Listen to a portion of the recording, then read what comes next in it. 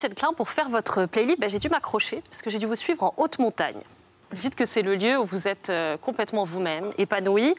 Et même si c'est paradoxal, vous dites que c'est un lieu de contrainte extrême. Et ce paradoxe, il y a un livre qui le raconte comme aucun autre. C'est celui-ci, Premier de cordée, de Roger Frison-Roche, que vous connaissez apparemment ici, où que l'on regarde, tout est blanc, majestueux, vertigineux aussi. Et on suit Pierre, un jeune homme parti chercher le corps de son père, foudroyé en réalité en pleine ascension.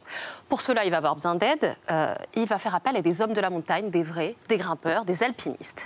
La lecture de ce livre, c'est une expérience humaine, bien sûr, mais c'est aussi une expérience physique, parce que c'est tellement bien retranscrit que parfois, nous-mêmes, on a le vertige, on a l'impression d'être suspendu au-dessus du vide. Et j'avais envie de vous lire un petit extrait pour vous en convaincre. Ça dit « Il s'empoigna avec la montagne et lutta dans un corps à corps terrible qui dura de longues minutes, mordant la neige à pleine bouche, balayant le rocher de son corps, oscillant au-dessus du vide, mais gagnant à chaque mouvement quelques décimètres de hauteur. » Et tout est comme ça, on est vraiment pleinement dans cette aventure. On finit par voir la montagne comme une sorte de tueuse impitoyable qui digère les hommes. Et gare à ceux qui s'y aventurent pour de mauvaises raisons, mais je ne spoil pas. On comprend surtout les valeurs qui lient ces hommes. Le premier, la responsabilité du premier de cordée qui les mène dans cette aventure, assure le cap aussi, la fraternité, l'entraide, mais aussi la folie. Parce que la montagne, ces hommes-là, ils l'ont dans la peau et ça a des répercussions assez dramatiques. Vous, Étienne Klein, vous découvrez la montagne, Chamonix en particulier, celle qu'on découvre dans cette histoire, à 20 ans. Et vous dites tout de suite, je sais que c'est là-haut que ça se passe. Mais qu'est-ce qui se passe, Étienne Klein, là-haut? Je ne saurais pas expliquer, justement, c'est le côté mystérieux, c'est-à-dire... J'ai compris là, d'un seul coup, que c'était mon topos, alors même qu'ayant lu Premier de cordée à l'âge de 14 ans, si ma mémoire est bonne, j'avais l'impression que ces hommes étaient des gens complètement différents de moi, qu'ils appartenaient à une autre humanité que la mienne. Et donc, ce livre m'avait passionné, mais jamais je n'imaginais faire la même chose que ces personnages. Et en étant physiquement présent à Chamonix, j'ai eu l'impression que c'était là où ça se passait, en effet. Il y a une espèce de phénomène magnétique antigravitationnel. C'est-à-dire, vous regardez les sommets, et il y a une espèce de force antigravitationnelle, justement, qui vous pousse à y aller. Et ça ne marche pas pour tout le monde. J'ai des amis qui regardent leurs pieds quand ils marchent à Chamonix, ce qui me paraît une expérience complètement impossible. Autre de vos passions, Étienne Klein, on regarde.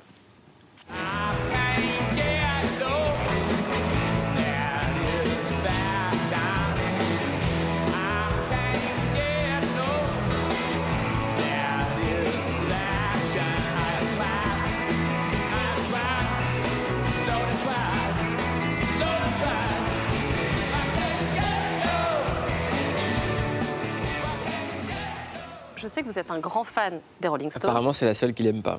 Ouais, il n'aime pas cette chanson, mais je sais lesquelles il aime, on l'a noté.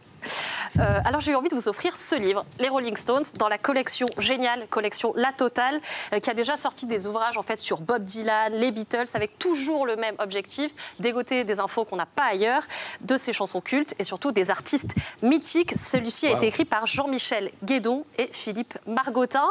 Le 7 avril 1962, Brian Jones rencontre Mick Jagger et Keith Richards au Healing Club de Londres. Là, c'est le gros crush. Un an plus tard, les Rolling Stones sortent leur premier single et il a fallu 752 pages, vous les avez devant vous, pour décrypter l'intégralité du répertoire des Stones. C'est 365 chansons au total. On y trouve non seulement l'histoire des morceaux, les instruments qu'ils ont utilisés, mais aussi les lieux où ils ont enregistré et plein d'anecdotes, toutes plus géniales les unes que les autres, accompagnées de photos superbes. Il y a celle sur Satisfaction qui, même si elle n'est pas votre préférée, est sortie en 1965. Alors la légende raconte que pour cette chanson, c'est ce qu'on trouve dans ce livre, Keith Richards, en fait, ne se souvient même pas d'avoir créé cette chanson.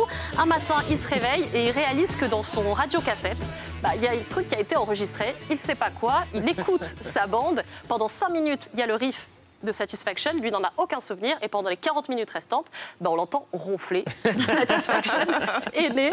Donc ça, c'est assez... une cause. C'est ça. Il y a 2-3 explications. Et peut-être une conséquence. Et là, on a enfin trouvé votre chanson, une de celles que vous préférez, je crois, c'est We Love You.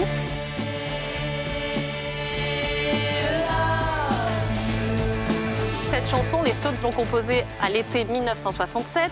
C'est le Summer of Love, l'été de la naissance du mouvement hippie, mais aussi des moments de contestation. C'est un été particulièrement rude pour les Rolling Stones à cause de plusieurs procès dans lesquels ils sont impliqués et des scandales à répétition.